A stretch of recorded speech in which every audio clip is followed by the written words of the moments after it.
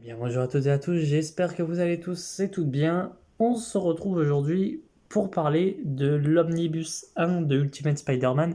Alors, il est sorti il y a un bon moment déjà, mais avec le jeu Spider-Man 2 qui est sorti, que voilà, vu que j'ai pas la PS5, je ne peux pas le faire, je ne peux pas le regarder.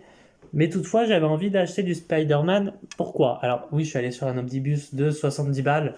Voilà, ne faites pas ça si vous voulez lire de petits récits, hein. Mais en fait, Spider-Man, c'est un des personnages.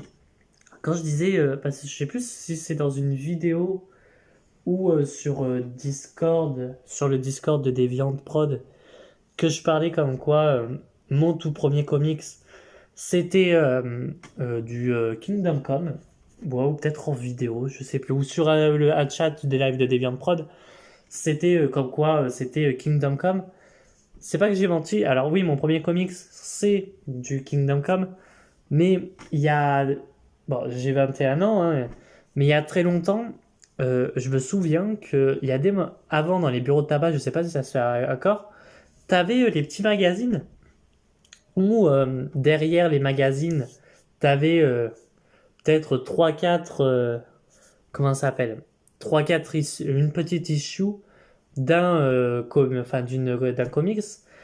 Et très souvent, ce que je faisais, c'est que je prenais les Spider-Man parce que Spider-Man, ça a été vraiment l'un de mes personnages favoris pendant un bon moment, jusqu'à en fait, voilà, ne plus réellement aimer ce personnage, mais pour des raisons qui me sont que bah, j'attachais plus vraiment, même si à chaque fois qu'il y avait un nouveau Spider-Man, bah, j'adorais, etc. Là, j'étais en mode, ouais, bah en fait, vu que déjà j'avais pas l'âge et que j'ai commencé les comics il y a 3 ans maintenant, vraiment commencé les comics il y a 3 ans, voilà, j'étais parti sur du DC Comics parce que tout ce qui était Superman, Flash, etc., bah j'adorais. Spider-Man, bah je l'avais laissé un peu dans le placard entre guillemets. Et depuis la sortie de Spider-Man, eh ben, je me suis dit, bah tiens, pourquoi j'irais pas revoir ce personnage voilà, que j'adorais étant petit. Et on m'a conseillé le run de Bendis sur, sur Spider-Man, Ultimate Spider-Man. Mais toutefois, j'ai un problème avec Bendis, c'est que moi j'avais encore cet a priori de son Clark Kent Superman qui était nul à chier. On va pas se cacher, hein. Il y avait quelques idées par-ci par-là, très bonnes, mais son comics sur Superman était nul à chier et on m'a conseillé le run de Bendis, donc j'y suis allé assez réticent et bah, je dois bien avouer que on me l'a bien conseillé parce que bah, j'ai adoré du début jusqu'à la fin. En fait, c'est les renouveaux des origin story de Spider-Man, de ce que j'ai compris. Je suis pas du tout expert sur Spider-Man, hein, attention, il y en a qui font bien mieux que moi. Et il y a des choses qui m'ont un peu déplu. Alors, au départ, le dessin, voilà, c'est Marc Bagley et Art Thibert au dessin. Le dessin, au départ, m'a un petit peu refroidi. En plus, surtout que les omnibus, le problème de Panini, c'est que les omnibus, ils sont dans des, pas des pochettes plastiques, mais emballés. Donc, tu peux pas voir le dessin avant de l'acheter, en fait. Enfin, avant d'acheter le comics. Enfin, je crois. Et c'était le petit souci que j'avais en mode, est-ce que le dessin va me plaire? Et eh ben, le dessin au départ m'a pas plu, mais après je me suis vraiment habitué sur le dessin. Et franchement, du début jusqu'à la fin, j'ai adoré. Je sais comme quoi dedans il y a l'arc avec le bouffon vert. Et on m'avait dit comme quoi le bouffon vert, enfin voilà, il est pas si top que ça, sa première apparition. Franchement, du début jusqu'à la fin, le run j'ai adoré. Même avec Octopus, j'ai beaucoup apprécié. Voilà, après, c'est vrai que je dois l'avouer, le moment avec Octopus était assez long. Toutefois, euh, comment ça s'appelle? Elle va, et le comics, euh, et comment dire? Il y a des moments où bah, il n'y a aucune action et c'est que des dialogues de A sur 3-4 pages, voire des moments où tu n'as aucun dialogue. Même si c'est bien rythmé, hein, il y a des moments où c'est hyper bien rythmé. Mais j'ai l'impression qu'il y a des moments où... Alors peut-être que c'est à cause de l'impression qu'a fait Panini, mais il y a des moments dans le récit où tu as plus l'impression que c'est coupé à certains moments. Voilà.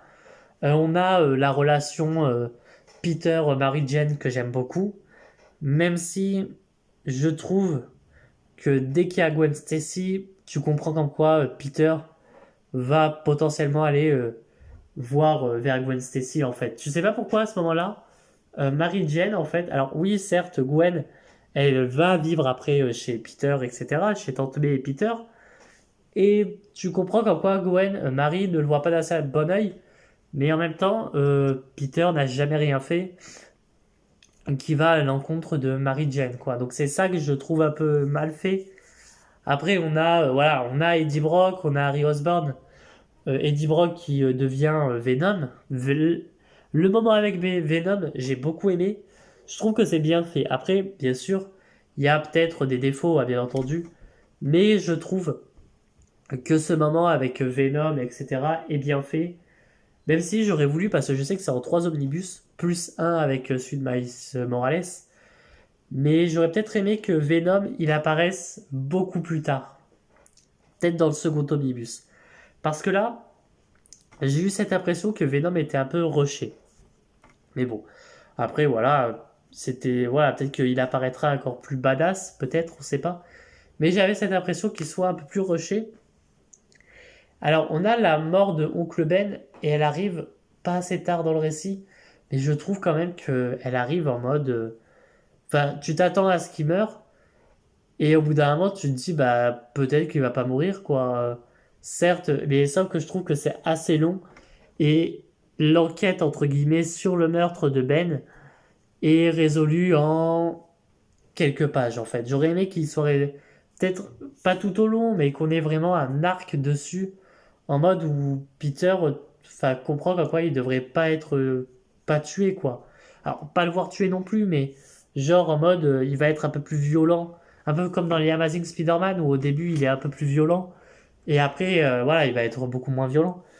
On a à un moment donné, alors ça, c'est plus pour les lecteurs qui lisent Marvel, etc., qui peuvent m'expliquer.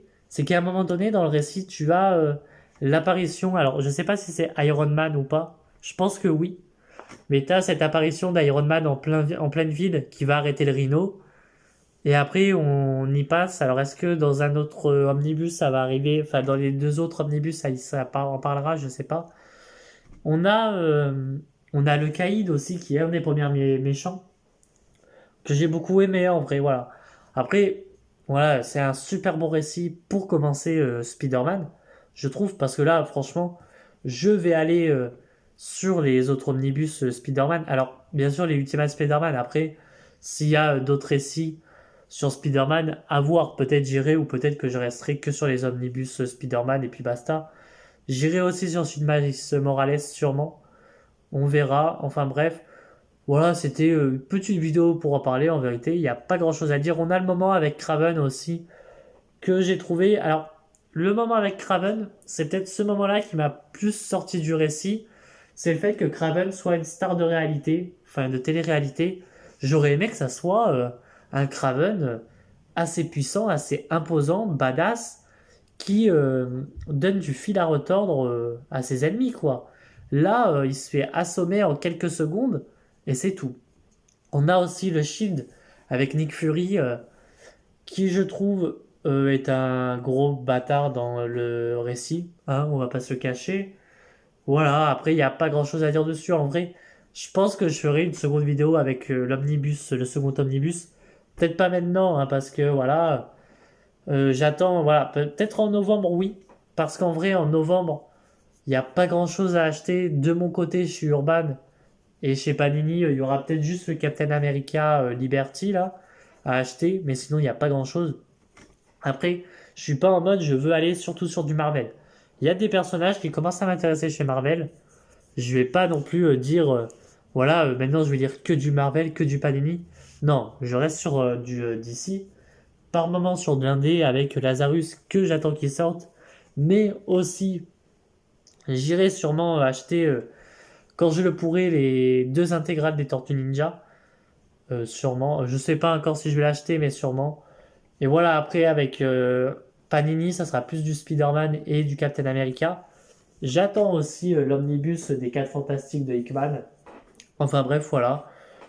Et sur ce, eh ben, je vais vous laisser là. Je vous dis à très bientôt. N'hésitez pas à liker, à partager, à vous abonner. Et moi, je vous dis à très bientôt. Allez, ciao tout le monde.